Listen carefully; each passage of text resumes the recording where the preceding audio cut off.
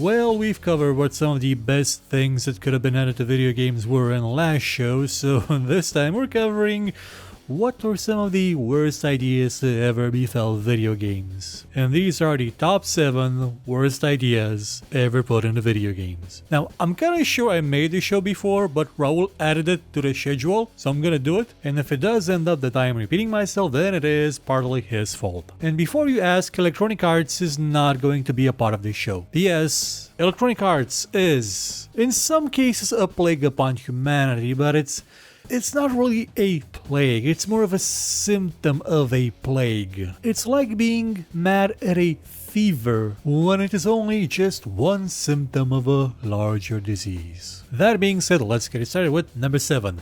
Always on voice chat. If you ever want a reason to never play a multiplayer game again, just join a lobby where there is always online voice chat. Play and on the plane, you will just abandon all hope for humanity and never want to touch a multiplayer game again. And I get why sometimes you would want always online voice chat because there's no push to talk button on a gamepad, but realistically, they shouldn't exist at all. People will constantly have their microphones open, they will not really be all that attentive at what they're blasting through the microphone, or when they are, they will be constantly spouting off obscenities, or just blasting music at full volume, or you'll have a front row seat to whatever domestic dispute is happening right now in that room. But mostly it's a contest of who can out-idiot the other person through the microphone. It's like everybody devolves until they're age 10 and their brains have no inhibitions, total anonymity, and an audience. Good God, why would you want to put that in your game? But people do, still do, and will continue to do until the end of time. Oh, and some of them don't even add the option to turn off the microphone.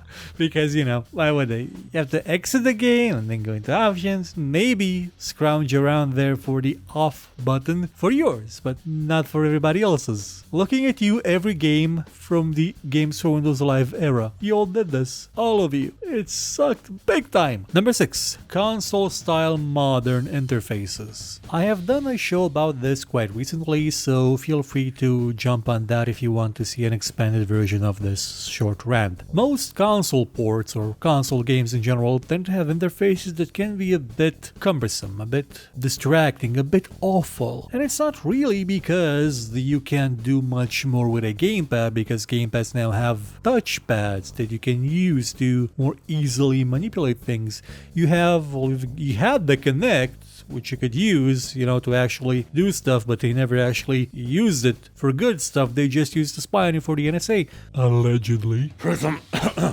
Pardon. I have a cough. You could do a good interface, one that doesn't require endless screens and endless scrolling to get to where you want to. One that has properly proportioned text and icons so that things fit on a 4K screen, because that's where we're at now, at least an 1080p one, and you can actually see everything. You can actually get the information you need, the information you want, without spending several hours digging through stuff you don't want. I mean, in total, when you play a game, you waste a lot of time with interfaces today. And in some cases, you can't even mod a better alternative, which is so sad. Number 5. Collectibles as gameplay. Remember collectibles? Remember getting the coins in Dizzy? Remember getting the coins in Mario? Getting the rings in Sonic? Remember when games started to move away from that? Well, thankfully, remember when games weren't even at all about that? And we got new, diverse experiences that didn't require you to gather 100 feathers to get a weapon. Wasn't that great? Yeah, no, this comes from someone that collected 97 hidden packages in GTA 3 without a walkthrough. Still have no idea what the last few were. But that was just one thing. One type of collectible, that's it. Whereas games in the past 10 years, they had so many collectible types that it just was insane. Everything was a collectible. Collect this, collect that, collect this and that. Ubisoft games especially, my god, they borked the interface even further by just having giant lists of things you must collect here to do 100%, because that's gameplay now. You collect things and that's it. Whenever you visit a new area, it became madness, insanity. It wasn't even something fun like a scavenger hunt. It was just collect all the stuff. We have no idea how to design a video game. We are almost bought by Vivendi and we'll go back to doing those crappy games soon. Don't story. It's not even fun. Collecting all those things is a chore, but you still put it in there because you think that's how you have more content?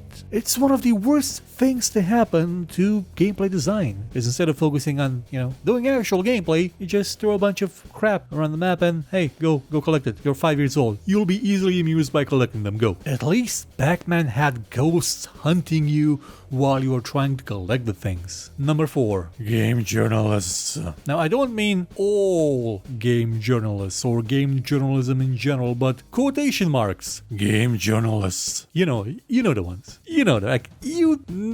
The ones I'm referring to. The kind of person, usually coming from somewhere in the USA, usually on a really high horse, usually part of some activist movement that aims to raise awareness because God knows that fixing something never actually is what you want to do. I mean, you'd be out of a job. The kind of people who will constantly make sure to find something that you should be ashamed of when playing a game, when thinking about playing a game, when buying one, when supporting somebody that makes games. It's a crime to be Polish, as I have understood from the American gaming journalism and press thing. And these people will, of course, not just be content with voicing their opinions, but they will try to get them enforced if possible. Try to weasel their way upwards and onwards into making the world worse for everybody, because that's what they do. But don't you dare bring counter arguments, because then you're a harasser. Don't you dare say, well, it's a game about Polish people in Poland, so I don't know why there would be Japanese people in it.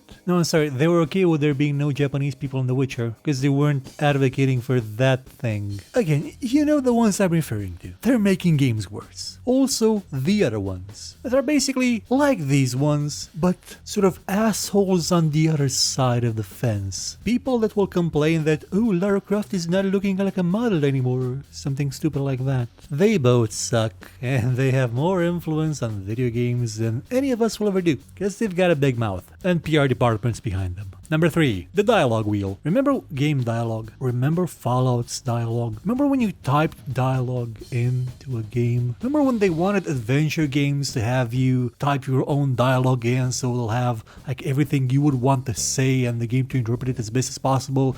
That was a dream. Remember when they replaced that with a wheel? A wheel that basically has the options of yes, interesting, and of course yes, because it's not like I have free will to deny a quest and actually do something I want to in this game. It's supposed to be an open world adventure filled with choices looking at you Fallout 4. And of course, X. You need to have X as an option in your dialogue.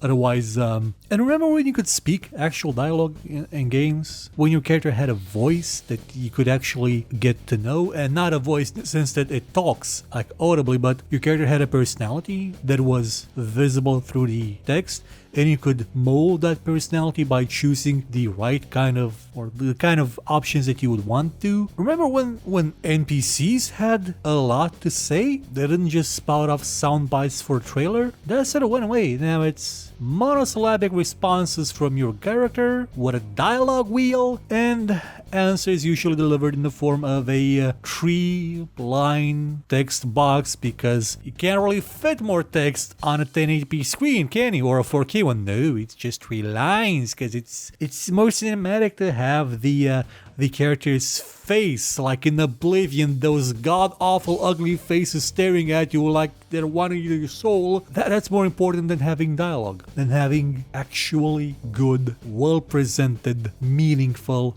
dialogue. Number 2, Hollywood. Maybe saying to yourself, what exactly do you mean? Is it the Hollywoodification of video games, where everything is now all about the big bucks and the big studios and the big stars, kicking out the people that actually built this place from the ground up? Partially, yes, but also because Hollywood has been responsible for what was a bit of a crash in the video games industry a couple of years ago, decades. According to legend, there was a time before before things got completely screwed over, especially for the PC market, where you could find on the same shelves PC games and console games and games of all sorts. But then the Hollywood crowd tried to muscle into the gaming industry somewhere around the early 90s, and since they basically could not compete because they couldn't do crap, they instead opted to buy up all the space on the shelves, and I mean all of it. And the stores thought themselves, well, we're not gonna do that. I mean, you have to pay us. Oh, you did pay us a fortune. Okay, yep, games are gone. Like, it's just your games. PC kids, screw them. Who needs them?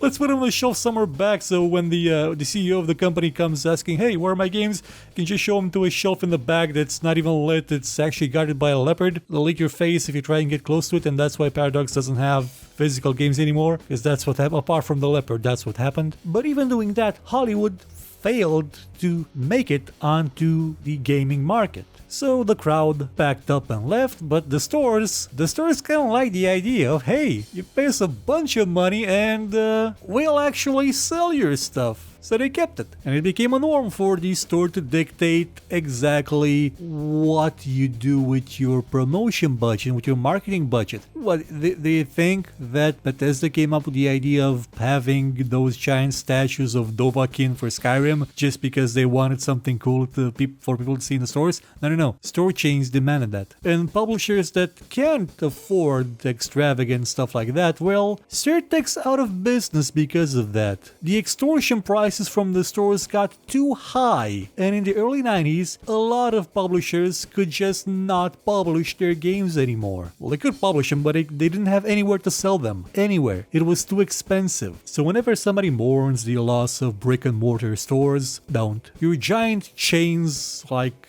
Walmarts and whatever you call them, and GameStops and games, and usually the ones in the USA and some of them from the UK and stuff, those are one of the main reasons why games turn out to be kind of crappy for a while. I have a presentation that's just a guy with a gun on a cover, and my games now are in just a DVD case format. No more trapezoidal boxes like they used to be. No more beauty, no more creativity. All gone, all dead, all bankrupt. But look at the bright side. They're gonna go out of business once the USA gets proper internet, because everywhere else in the world, digital distribution is king. Number 1, games as a service. This is the worst thing to happen to video games. Now, I know what you're thinking. How can games as a service be bad? You're getting constant updates, new content, always, non-stop. You always used to get those. But when it's a game as a service, there's 2 presumptions associated with this. It'll be always online. Even if it's a single player game, you will never be able to modify it in any way, shape or form because it's an always online game and DRM is built right into it. The kind of DRM that means you must always be online to play it. You may only play it when it's suitable for the game servers to be online to play it, even if it is a single player game. You will have a ping, a noticeable ping when playing a single player game. And this is by far the worst form of DRM, because unlike regular DRM that is pointless for the most part because it doesn't stop pirates, it stops normal people from playing the game when they want to, this cannot be removed. When the game is a service delivered, it needs to be always online to actually work. All the infrastructure of the game is tied into that. And before you say, well, you just want to pirate things, that's why you're against DRM. No, I'm against DRM because I want to own a game, not lease it or rent it until someone snips the servers and I'm left with a brick that I can't use, can't activate, can't play, can't refund either. And because it is technically illegal to circumvent any kind of DRM for any reason, I am technically a criminal for using no CD patches to play my CD-based games so I don't wear out a CD. Sure, that would make Ubisoft criminals too for circumventing their own DRM when I think they used twice they used cracks to fix DRM related issues in their own games. But again, what a corporation does isn't illegal, it's never illegal, it's just a matter of oh, look behind you, a 3-headed lawyer. And with games as a service, you can't even do that. However, you can accept things like microtransactions for single-player games, item molds for single-player games, having lag in single-player, paying $60 to not be able to start a new single-player game because the servers are offline, and many other fun things that make games as a service a bad idea. The worst idea. So ends the top 7 downgrades to befall video games, or whatever the show is called. Special mentions go to graphics filters for leaving us with half a decade of games that look like poo-poo because that's gritty and realistic. I don't know, probably in Beijing because everything's smog, or in LA. Another special mention to unskippable cutscenes, 1 to QuickTime events, pre-order culture, and of course to most of early access. Goodbye.